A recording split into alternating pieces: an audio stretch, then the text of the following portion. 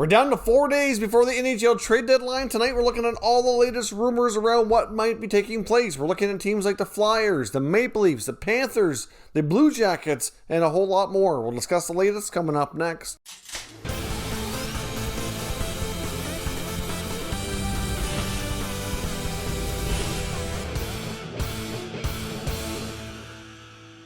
So welcome back to another video here at Top Shelf Hockey. Now, as I mentioned, we have all the latest trade rumors. Before we jump into that, I wanted to acknowledge a couple of injuries here. A couple of players are done for the season, according to their teams and information released today. We had Zach Werenski in Columbus, has officially been done for the season. It looks as though he has a sports hernia, going to be having surgery and going to be out. So his season is over. Things are coming to a bit of a crashing halt in Columbus. I think they've had a number of injuries there recently. This is just another blow. I guess we'll have to see how the remainder of the season goes for Columbus. Obviously, they'll likely end up fall further down in the standings here and see how good of a draft pick they can get and reset in the offseason. But things have not gone well in the Blue Jackets organization this year. And the Red Wings also announced today that Bobby Ryan is done for the season as well with an upper body injury. He likely is going to require surgery and won't be back. At least they're not expecting him back at this point. So I know Bobby was a guy who was generating some trade interest on a one-year deal,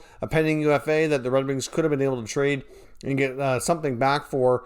Obviously had a pretty decent start, kind of cooled off, went back and forth, but still I think somebody would have likely picked him up if he was healthy. But at this point, his season unfortunately comes to an end, so we'll see what happens with him during the offseason where he's unrestricted here once again. And now jumping into the latest trade talk. Of course, let's kick things off with the Maple Leafs. Of course, the Maple Leafs getting a lot of attention. Prior to recording this video, of course, they had just made another trade, picking up Riley Nash. I know many people say, well, why would they pick up Riley Nash? He's hurt. He's not that good anymore.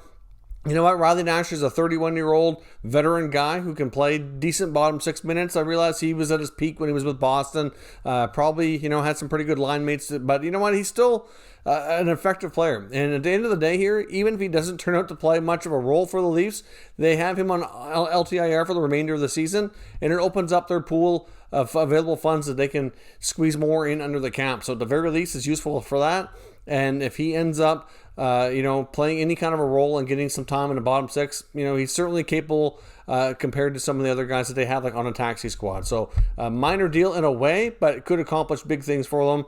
And just gives them one more vet there in the lineup that they can turn to in the playoffs. Like their taxi squad at playoff time is going to be chock full of experience. So I know the Leafs are basically looking at what else we're going to be doing here. I mean, there is talk that some people are saying they're in on Taylor Hall. Some are saying they're not so much. Like Frank Saravalli seemed fairly confident saying that they weren't really in on Hall. But obviously they made this move to boost what they have available. And clearly Hall's contract is one of the bigger ones out there that they would have to consider taking. So be interesting to see on that front if Hall is one of the guys. I know they were very interested apparently in Mikael Granlund in Nashville.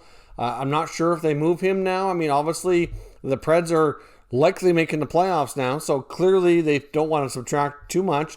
But could they still maybe sell off a piece or two that are likely not coming back? Maybe, but I think it's less likely here that they do that. David Poyle's going to want to give his team a chance to win. I don't really see them going out and adding a whole lot of anything, but I'm not sure that they really subtract either. So Nashville is not a team they can count on. So to me right now, the player that's most likely the number one target for the Leafs, at least this is my opinion, but there's certainly been talks according to the NHL Insider. So there are sources out there confirming this, that they have interest in Kings forward Alex Iafallo. Now, from the last number of weeks, a lot of people have said that Iafallo would be a terrific fit there, and I do tend to agree with that analogy. I think he would be great there. He's turning 27 years old. He's a pending UFA.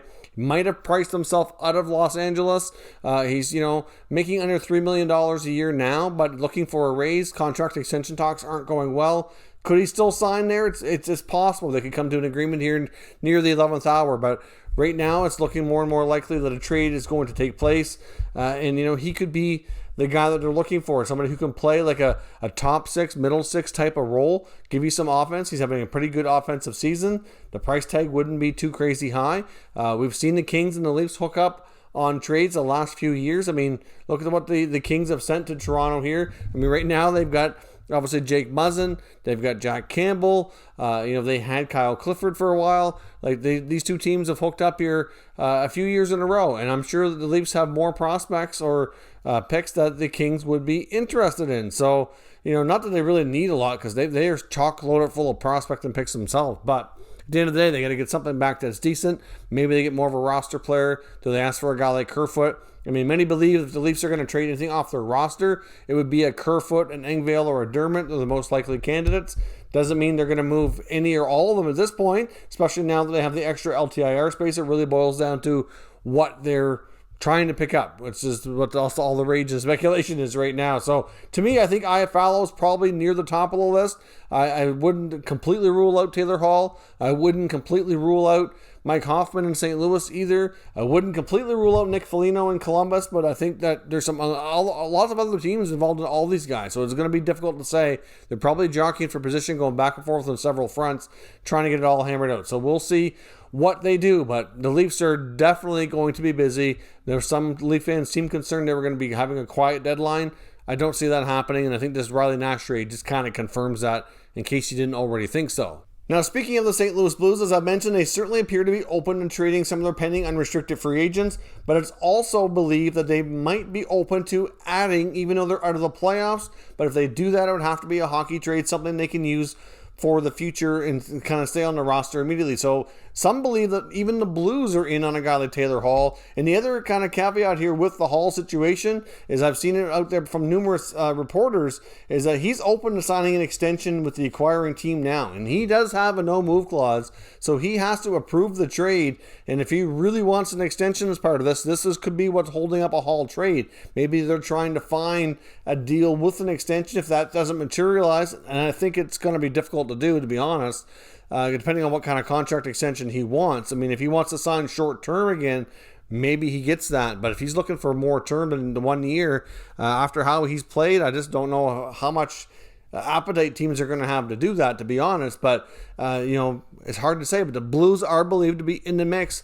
And if they did that, they would be one of the teams likely looking to extend him, so that would make sense, because it doesn't make sense to add when you're not even guaranteed to be in the playoffs, and you're more likely out than in, but it ain't over yet. They still have some games to play, and they could fight their way into the playoffs. And once they get in like they did the first time around, you never know. Anything can be happening here, but obviously, like I said, they have their UFAs like Hoffman, like Bozak, that are certainly available to some degree. I think they're willing to listen on Jaden Schwartz, but I think the preference is still to sign him.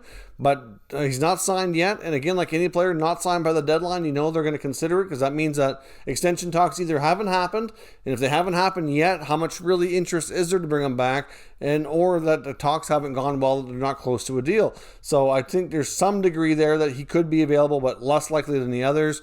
To a degree, Vince Dunn could be available. That's a possibility as well. And then, of course, if they do agree to an extension on a Hall trade, then you know what? Maybe they have to give up more off their roster going out. So it's hard to say what the Sabres would get as a return package in that regard. But you can't underestimate the St. Louis Blues here. Doug Armstrong's not afraid to be aggressive. We've seen it in years past. I know he's likely going to do something, but just because they're not in the playoffs, it doesn't mean they don't consider adding if it makes sense for beyond the current season. Now, another team that's looking to do some business here is the Philadelphia Flyers. They have there are a variety of players that could be available too. Not a ton of them, but the ones that they're looking to move apparently are kind of heating up around some conversations. I mentioned Scott Lawton yesterday is getting some attention as a pending UFA. He can play wing, he can play center. He can certainly be attractive for a playoff run. And according to Nick Kyprios, he has information to suggest that the Flyers are shopping Nolan Patrick, and they're really pushing hard to see if they can find a fresh start and a new home for him. And I wouldn't be completely shocked here if it doesn't happen now, maybe in the offseason, that they do some kind of more surgery to this roster and then maybe do something more significant. Obviously, with the lack of success this year, I think there's a lot of concern with the same group moving forward, but I think a lot of that will wait for the offseason. But certainly another young player that certainly has battled through a lot in his brief career so far that could be available if teams want to make that acquisition. Although I would be a little bit not surprised if he doesn't get traded now. That could be more of a trade for the draft or for the summertime. Now, could we also see a fairly substantial trade between the Panthers and the Columbus Blue Jackets? As I mentioned, the Jackets are going to look a lot different next year, and I don't think they're far from being done here. And there is some talk already that we've heard for a while that the Panthers were interested in David Savard, but now we're hearing that maybe they're interested in Nick Foligno as well, and maybe they'd be interested in swinging a package deal to acquire both of them from Columbus. Now, of course, Bill Zito, the GM in Florida, as I mentioned before, former assistant GM in Columbus, knows those players very well. He's brought in a few other Blue Jackets already during the offseason. They picked up Marcus Nudavara. He signed Alex Wenberg after he got bought out from his other contract. He's fit in quite nicely in Florida and done well as well. So that's, a good sign. So certainly he likes familiarity and guys that he believes in here. And obviously a guy like Savard, who's, well experienced, good for a playoff run, could help give them some, replacement minutes here for Ekblad. Not going to give you Aaron Ekblad exactly, but, for what's out there on the market, it's one of the better options out there. And then you get a really, gritty forward in Nick Foligno, who's got a ton of experience, would love to win a Stanley Cup as well. But as I mentioned, I think both these players are going to generate interest from a variety of teams out there. But a team like Florida might have an edge because of that familiarity. So obviously these players have to consider a lot right now. It's not, when it comes to, especially with no move or no trade clauses, they have to think about their families. There's the whole COVID situation.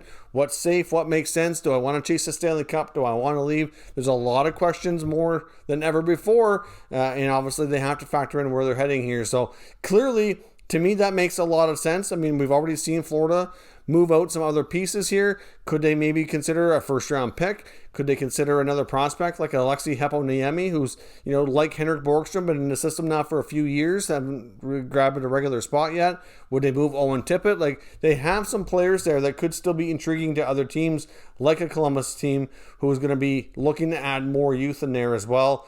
And, it might make sense. I mean, to a degree, I wouldn't completely rule out Columbus trading Patrick Laine. I don't think they're going to, but I wouldn't rule it out. Things have not gone well there. But personally, I think that there's a really good chance that John Tortorella's not back next year. And at this point, I think that Jarmo Kekalainen will talk to Laine in the offseason, get a new head coach in there, try to get him signed at least on another short-term contract, give it another chance before they go down that road. That's what my gut says, but you just never know. It's been tough to predict lately, but right now, that's a lot of the players that we're looking at right now. In the rumor mill, there's plenty more, but a lot of the other guys that we've talked about, there hasn't really been a whole lot changing in the information. Things are bound to get busier and busier here as we get closer to the deadline. Probably going to have lots of videos out over the weekend.